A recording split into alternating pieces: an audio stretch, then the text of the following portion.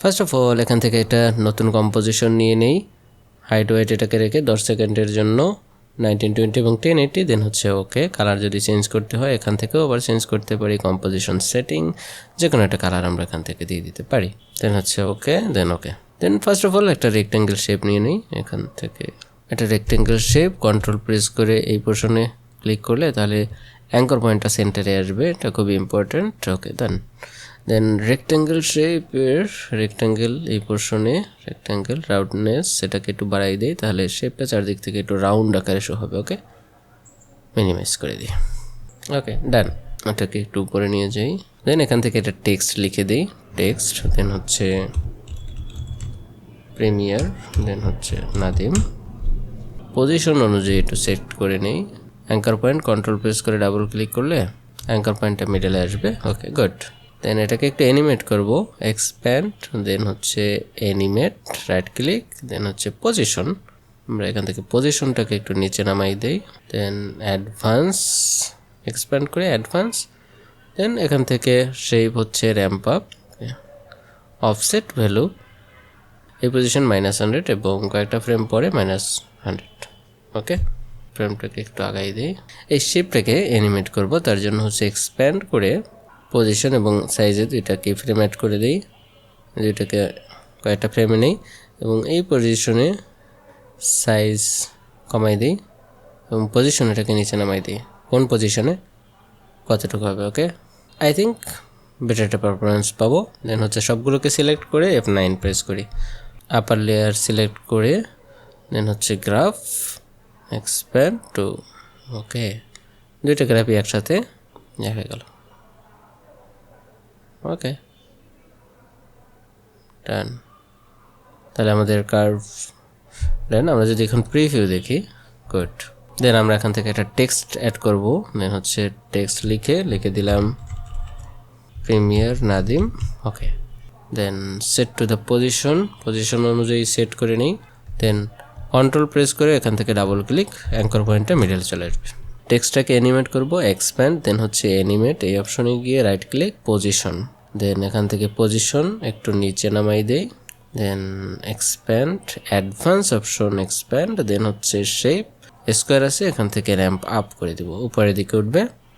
Offset value একটা কি frame add করে দিই, এখান থেকে -100, কয়েকটা ফ্রেম পরে এখান থেকে +100। ওকে, দুইটাকে সিলেক্ট করে F9। দেন এখন যদি একটু প্রিভিউ দেখি, গুড। কি ফ্রেমগুলোকে আগাই দিই, এই পজিশনে আমার থাকবে। Okay good. এখান থেকে ট্রান্সফর্ম ইফেক্ট এটাকে এক্সপ্যান্ড, দেন হচ্ছে অপাসিটি এই পজিশনে 0 করে দিই এবং কয়েকটা ফ্রেম পরে 100 করে দিই। দেন F9 একইভাবে। আমরা যদি এবার একটু প্রিভিউ দেখি, গুড। দেন আপনারা যদি আরও অন্য কিছু ইউজ করতে চান তাহলে খুব সহজেই এই প্রসেস ইউজ করতে পারবেন। আমি টেক্সটটাকে এক্সপ্যান্ড করে দেন এখান থেকে আছে অ্যাড প্রপার্টি, দেন হচ্ছে ব্লার। আমরা এখান থেকে ব্লারিনেস অ্যাড করব, অলমোস্ট 50% ব্লার দিই। ওকে ডান। যখন র্যাম্পিং হচ্ছে তখন এটা ব্লার আকারে শো হবে। ওকে, আর একটু প্রিমিয়াম কোয়ালিটি লাগবে আর কি, গুড।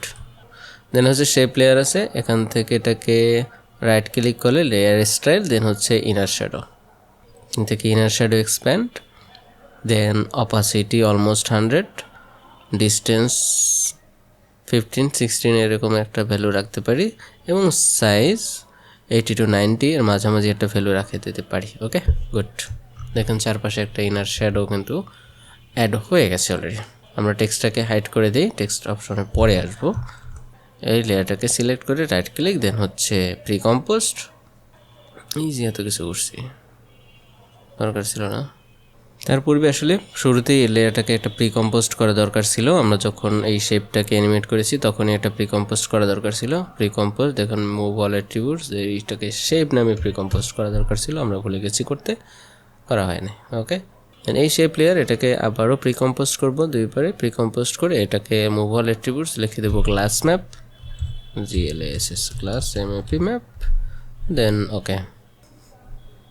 তাহলে শেপ এবং ক্লাস ম্যাপ ম্যাপে দুইটা অ্যাড হয়ে গেল।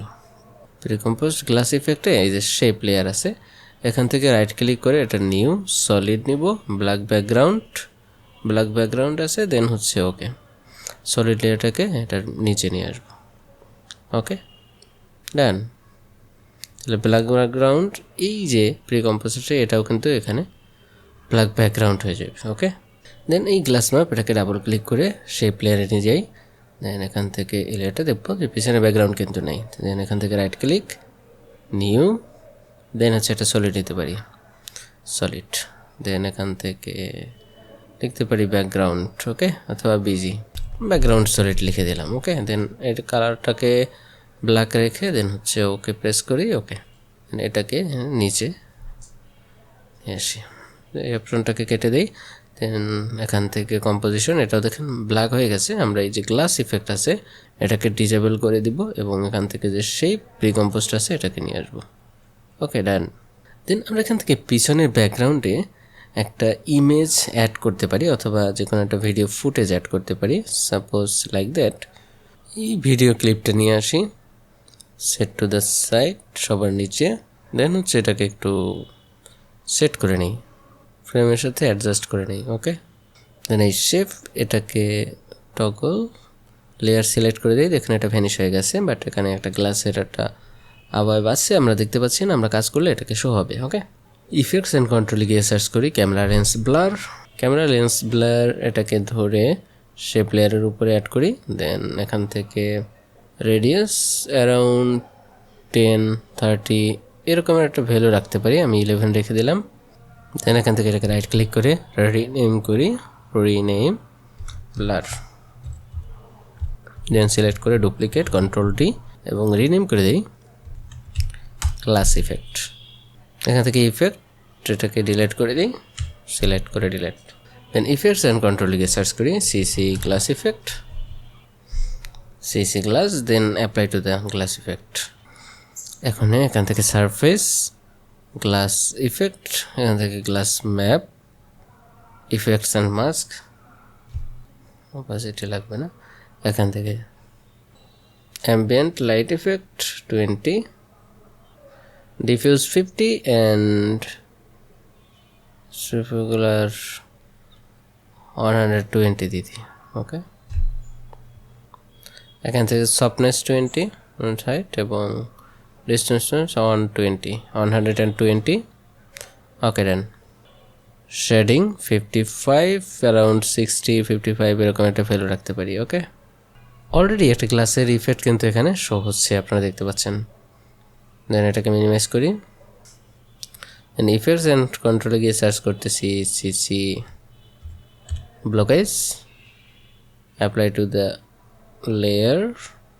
দেন এখান থেকে expand CC blockage, glass effect select করে দিই গ্লাস ম্যাপ, অর্থাৎ এই যে গ্লাস ম্যাপ আছে এটা দেখুন অলরেডি সুন্দর একটা কিন্তু ইফেক্ট অ্যাড হয়ে গেছে। এই যে গ্লাস ম্যাপের এটা সিলেক্ট করে দেওয়া, সফটনেস ভ্যালু এখান থেকে এটাকে বাড়িয়ে 23-4 এরকম একটা ভ্যালু রাখি।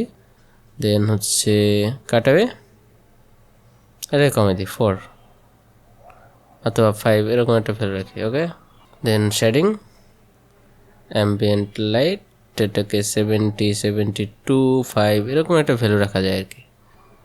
ওকে, দেন ডিফিউজ এটাও একই 25-26-7-8 এরকম একটা ভ্যালু। ওকে, ডান। অলরেডি সুন্দর একটা শেপ কিন্তু এখানে চলে আসছে। দেন এখান থেকে এটাকে কন্ট্রোল ডি ডুপ্লিকেট করি, রিনেম করে দিই স্ট্রোক, স্টিওরোকে কোট। দেন এখান থেকে এটাকে উঠাই দিই লেয়ার। দেখুন তাহলে পূর্বের শেপে কিন্তু এখানে চলে আসছে। ওকে, সাইডে একটু ইফেক্ট দেখা যায়। দেন এখান থেকে ইফেক্টসগুলো ডিলিট করে দেবো। ইফেক্টস অ্যান্ড কন্ট্রোলে গিয়ে সার্চ করবো fill, FIL, then apply to the layer stroke, fill colour, এখান থেকে এটাকে ব্ল্যাক করে দিই। গুড, পিওর ব্ল্যাক হয় নাই না। দেন ইফেক্টস অ্যান্ড কন্ট্রোলে গিয়ে সার্চ করি CC light, CC light shape, then apply to the stroke layer, then এখান থেকে এই পজিশনে এই পয়েন্ট আপ করে পয়েন্টটা কাউন্ট করে দিই। দেন এখান থেকে এই যে লেয়ার আছে এই লেয়ারটাকে এদিকে নিয়ে আসি, তাহলে লাইটের যে সেভ পজিশন এটা শো হবে। ওকে, দেন ডিস্টেন্স ভ্যালু 50 -50 করি। দেন ইন্টেন্সিটি ওয়াইড এটাকে দিই 330, 564 অথবা 65, দেন হচ্ছে 4.56 এরকম একটা ভ্যালু রাখি, 4.67। ওকে ডান। তাহলে এখান থেকে একটা লাইটিং ইফেক্ট কিন্তু শো হচ্ছে, দেখেন। গুড। সিসি লাইটসে ডুপ্লিকেট, কন্ট্রোল ডি প্রেস করে এখান থেকে এটাকে বাড়াই দিই 140 আর 150, 45 রাখলাম। দেন এখান থেকে ভ্যালুটাকে 180 to 200 এরকম একটা ভ্যালু রাখি। দেন ভ্যালুটাকে 0 করি এবং ইন্টেন্সিটি 28, 30 এরকম একটা ভ্যালু। ওকে, অ্যারাউন্ড 30 এরকম। গুড। এর থিকনেস দরকার নেই। ওকে, গুড। দেন এখান থেকে toggle switch, blender mode add করে দিই এবং এটাকে এখান থেকে, এবং কিন্তু পারফেক্ট একটা কম্বিনেশনে আমরা পৌঁছাতে পেরেছি। গুড।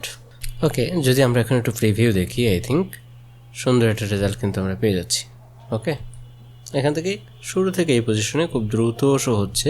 আমরা চাইলে এখান থেকে আরও স্লো দেখাতে পারতাম, কি ফ্রেমগুলো একটু ডিস্টেন্স দিয়ে দেখানো যেত। ওকে, এখন যদি আমরা টেক্সটটাকে ওপেন করে দিই, এবার টোটালি আমরা টেক্সটের কালারটাকে একটু ফুটে ওঠে নাই, আমরা টেক্সটের কালারটাকে চেঞ্জ করে দিই।